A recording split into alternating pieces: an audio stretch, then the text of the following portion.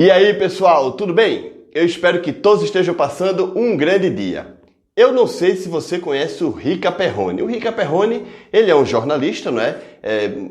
Possivelmente mais dedicado na área esportiva. No canal dele no YouTube ele fala muito de futebol e também de Fórmula 1 e de outras coisinhas, não é? Ele tem aí um canal também, além do canal dele, ele tem outro canal que é o Cara Tapa, onde ele entrevista as pessoas, tipo um podcast, mas é mais um programa de entrevista, né? Depois ele tem outro canal que é ele, o Thiago Life, e tem outro rapaz lá que eu esqueci o nome do canal agora, mas é tipo um debate entre os três, não é? E é uma figura polêmica, já que ele tem um lado político muito forte nas mídias sociais, portanto ele é apoiado por um lado, criticado por outro, enfim, coisas desse tipo, né? O Rica Perrone, nitidamente, ele praticamente só fala dos 12 maiores clubes do Brasil, né? Que são os 4 do Rio de Janeiro, os 4 de São Paulo, os 2 do Rio Grande do Sul e os 2 de Minas, né? Deixando de lado mais ou menos o futebol de Curitiba e o futebol do Nordeste, digamos assim, né? Mas de vez em quando ele vai falando aí também de outros clubes que não sejam aqueles 12 preferidos da mídia, né? E ele soltou um vídeo hoje no canal dele que eu achei até interessante, o que ele analisou. Ele estava falando da primeira divisão, mas depois ele misturou ali com a segunda e ele fez uma análise da segunda divisão, até bem interessante no meu ponto de vista, né? Vamos dar uma olhada. Você vai para a Série B, tem outros números interessantes. Os 4 primeiros são os 4 maiores clubes da Série B. Assim como na primeira divisão, está acontecendo algo que também não é comum, que são os clubes não estarem vacilando, né? Então a diferença econômica e etc, parece também ter peso na Série B. Cruzeiro líder, muito líder, 38 pontos, o Vasco tem 34, é o segundo colocado, embora o Vasco tenha oscilado a parte técnica do jogo, né? O torcedor do Vasco critica o treinador, já trocou de treinador e tal, mas é o segundo colocado com 34 pontos. O Bahia tem 30 e o Grêmio 29. O Grêmio é o que mais tem dificuldade, o Grêmio ainda não firmou, mas o Grêmio já tem, nesse momento, 4 pontos de diferença para o primeiro não classificado, que é grande, que é o Sport. Olha que loucura. Então nós temos os 5 primeiros, na verdade não são os 4, os 5 primeiros clubes da Série B são os 5 maiores clubes que estão na Série B. E aqui você tem uma discrepância de orçamento interessante. Que assim, por exemplo, o Cruzeiro não deve ter a maior folha salarial da Série B, porque o Cruzeiro se reorganizou de uma maneira muito econômica no elenco. E o Cruzeiro é líder assim, com 3 derrotas e o Vasco, por exemplo, perdeu um jogo só. Né? O Bahia perdeu 5, o Grêmio perdeu 2. Então são times que perdem pouco. Eles têm bastante empate. O Vasco tem 7, o Grêmio tem 8 empates. Eles empatam bastante, mas são times que perdem pouco. Os primeiros colocados do Campeonato Brasileiro da Série B tem como maior característica o número de gols sofridos e não marcados. O número de gols marcados é muito semelhante aos times que estão abaixo. 18 gols, 17, 15, né? O Sport tem 12 e tal. Mas na hora que você vai para os gols sofridos, todo mundo sofreu 15, 16, nós estamos na rodada 17, né? 15, 16, 19 de gols, 18 gols, 20 gols sofridos, a média dos times. Os primeiros têm 8, 7, 9, 5 e 8. São os times que sofreram menos gols. Então, está provavelmente na Série B, em virtude do que a gente está analisando como times questionados pela sua torcida com os seus treinadores, como o Roger, como o Vasco que já trocou, né? O Cruzeiro não, o Cruzeiro é o único que está em paz com o seu treinador. E também é o melhor ataque da competição. Então isso explica também por que está em paz com o treinador. O torcedor gosta de ver gol, gosta de ver futebol bem jogado, não adianta. Isso demonstra que mesmo com uma irregularidade hoje, com uma defesa bem ajeitadinha, e os times grandes acho que entraram na Série B desse ano, após verem Cruzeiro e Vasco não conseguirem subir, o que é uma aberração se você parar cuidadosamente para ler a história, essa é uma página muito maluca, eles acham que entenderam assim, cara, a Série B se joga como Série B. Foda-se que eu sou o pica, eu tenho que jogar como Série B, então eu tenho que fechar a casinha e achar lá e vou ganhar de 1-0, meio a 0, 2-1 e tal.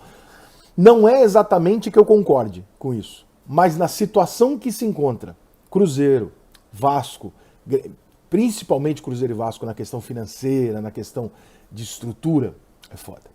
É realmente foda. Porque não tem dinheiro, né? O Grêmio não, o Grêmio é uma outra situação. O Grêmio deveria sim estar jogando um futebol melhor, lançando garotos e tal, porque o Grêmio é um time que vem estruturado de alguns anos. Mas esses números todos que eu mostrei aqui são algumas curiosidades. Eu fiquei olhando as tabelas ontem e fiquei percebendo isso. As curiosidades que tem acontecido diferente no futebol brasileiro esse ano. Iguais entre a Série A e B, a liderança dos protagonistas. Eles são os protagonistas e já eram para ser e estão confirmando durante o campeonato. De diferente, A expectativa que nós temos na nossa cabeça do técnico estrangeiro, porque eles estão ganhando, como no Palmeiras, mas ele está ganhando com o melhor time.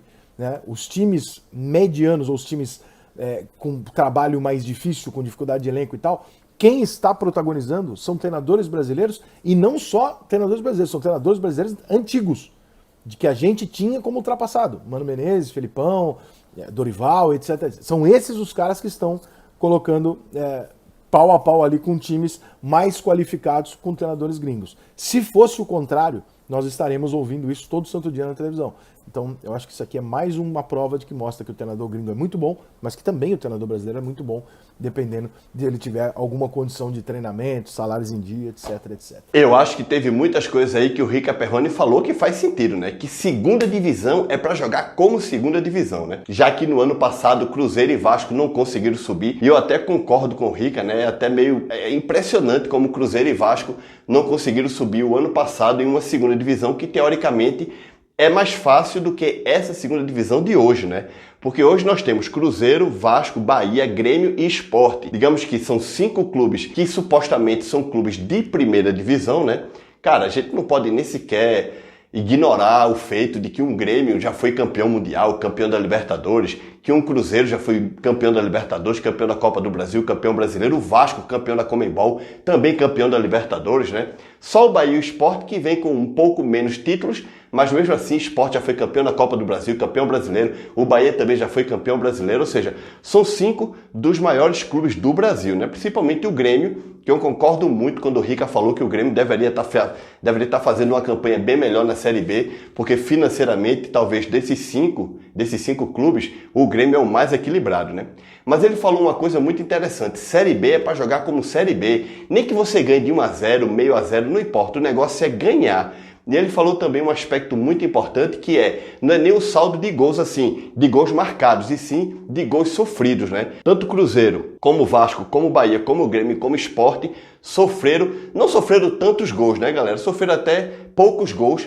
Nós estamos agora na 17ª rodada, sofreram até poucos gols em comparação à quantidade de jogos disputados, né? E que sim, existe uma diferença muito grande, não só de camisa, mas financeiro, por mais que o Bahia e o Sport, e hoje até o Vasco também, estejam passando aí uma situação mais complicada financeiramente, existe uma diferença muito grande para aqueles times que vêm atrás do Sport, que é o 5º colocado, né? Ou seja, do 6º até o último, né? Então existe realmente a diferença. Não dá para comparar o Sport com o Criciúma, não dá para comparar o Bahia com a Tombense, não dá para comparar, galera, não dá. Por mais que hoje o Sport esteja passando uma situação difícil, o Sport tem uma folha de quase 2 milhões de reais, que de longe é muito maior do que a folha desses clubes aí que estão atrás do Sport, né? E o Sport só está em 5º lugar porque, seguindo mais ou menos o que o Rica falou, que era aquele negócio de ganhar de 1-0, meio a 0 e tudo mais, com o Gilmar Dalpozo a gente praticamente só empatava, né? O Sport não perdeu muito, essa é a realidade, mas também o ataque não fazia gols, e não fazendo gols, o Sport não somava 3 pontos, somava 1 ponto, às vezes não somava pontos, enfim. Basta lembrar que antes do jogo de ontem, que foi contra o Londrina, o Sport jogou contra o Cruzeiro, contra o Grêmio, contra o Vasco, contra o Brusque, contra o Náutico e contra o Bahia. Foram 6 jogos que foram, assim, os 6 jogos mais difíceis até o momento na competição, e o Sport não ganhou nenhum jogo, né, galera? Foram 4 empates e 2 derrotas. Então, isso fez com que o Sport saísse do G4 e está agora no 5º lugar, com 4 pontos atrás do Grêmio, que é o 4º colocado, né?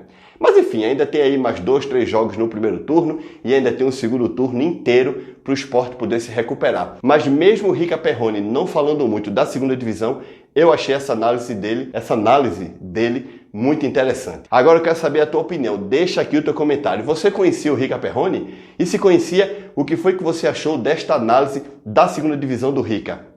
Eu particularmente concordo praticamente com tudo ali que ele falou, tá? E olha que de vez em quando eu sou um crítico dele, principalmente lá no Twitter, porque ele não reconhece o título do Sport de 1987.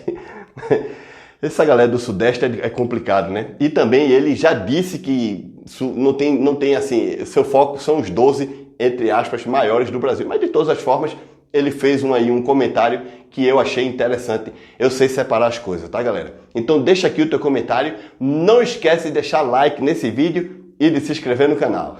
Tchau, pessoal!